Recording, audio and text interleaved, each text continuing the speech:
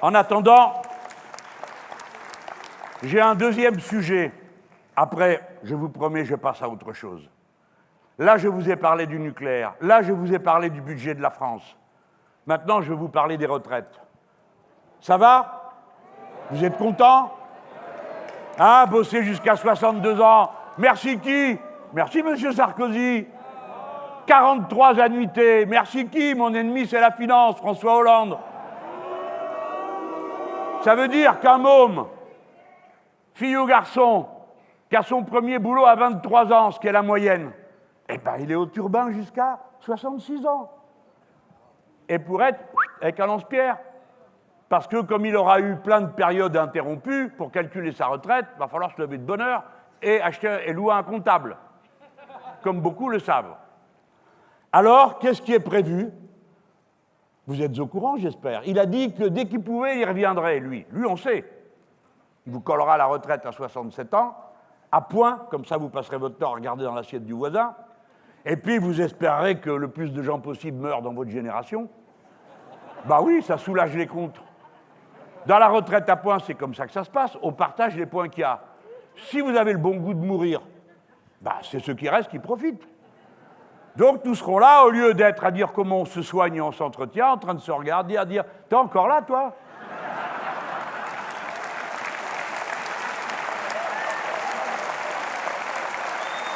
Vaut mieux le dire avec humour, hein? Mais c'est de ça dont on parle. S'il vous plaît, s'il vous plaît, s'il vous plaît. Monsieur Édouard Philippe vous propose, c'est un bon macroniste, la retraite à 67 ans.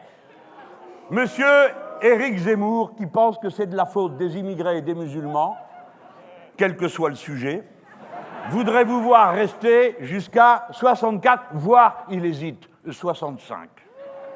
Monsieur Xavier Bertrand, 64. Madame Valérie Pécresse et monsieur Ciotti, 65. C'est le concours du masochisme. Quant à nous, qui sommes plus tranquilles, on pense que 60 ans, c'est largement suffisant.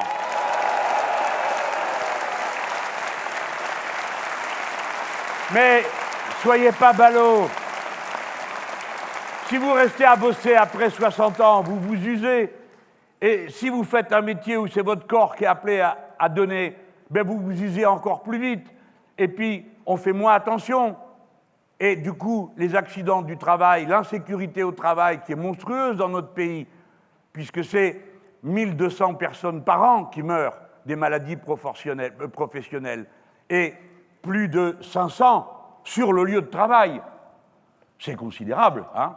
Alors, bien sûr, dans les 500, il y a 11 policiers, il faut en tenir compte.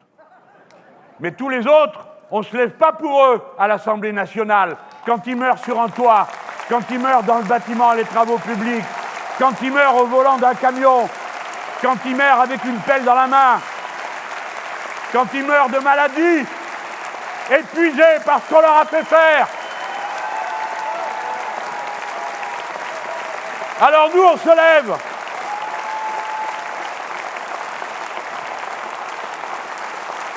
Notre proposition, c'est qu'on traite humainement les êtres humains, que la richesse soit partagée, parce que de l'argent, il y en a pour payer les retraites.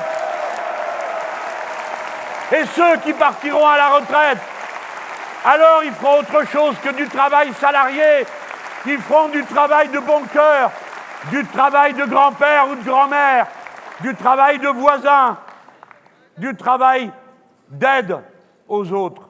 Bref, et même s'ils font rien, ils useront ce droit magique que réclamait pour tout le monde Paul Lafargue, le droit à la paresse. Rien faire en regardant les vagues. Rien faire en voyant l'air pousser les rideaux. Rien faire avec une petite musique de fond. Rien faire en la regardant et rien d'autre. Rien faire. Ah oui, vous pouvez nous traiter de feignants. Oui, feignants professionnels, s'il vous plaît.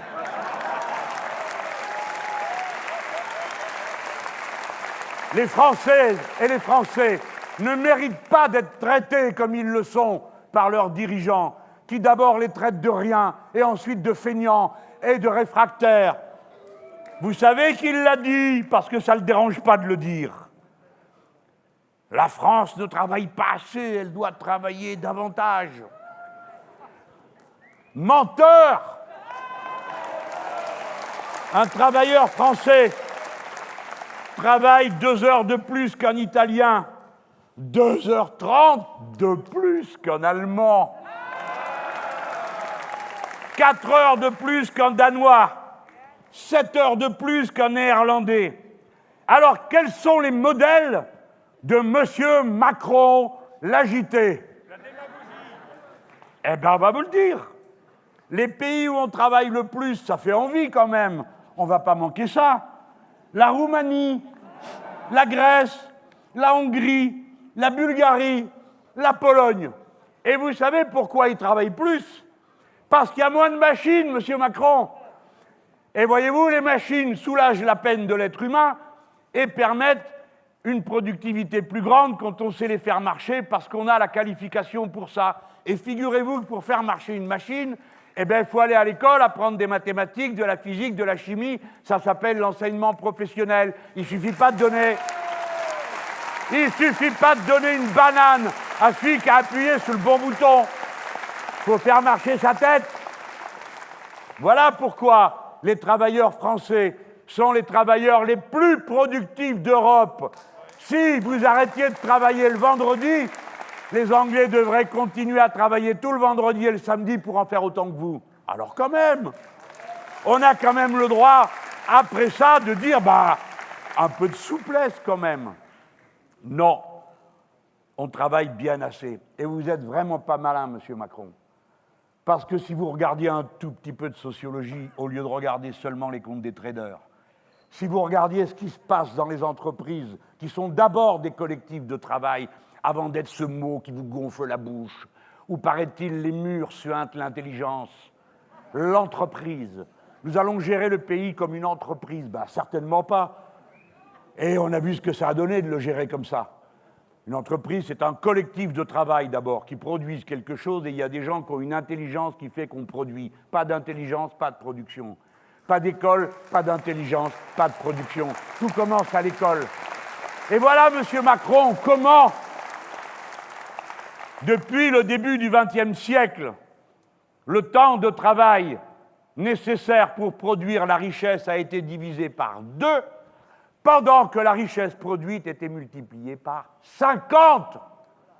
Par conséquent, il faut travailler moins pour travailler tous, et tant mieux. Et tant mieux. Par conséquent, nous ferons les 35 heures en les rétablissant. Et la discussion commencera tout de suite pour les 32 heures et la semaine de 4 jours.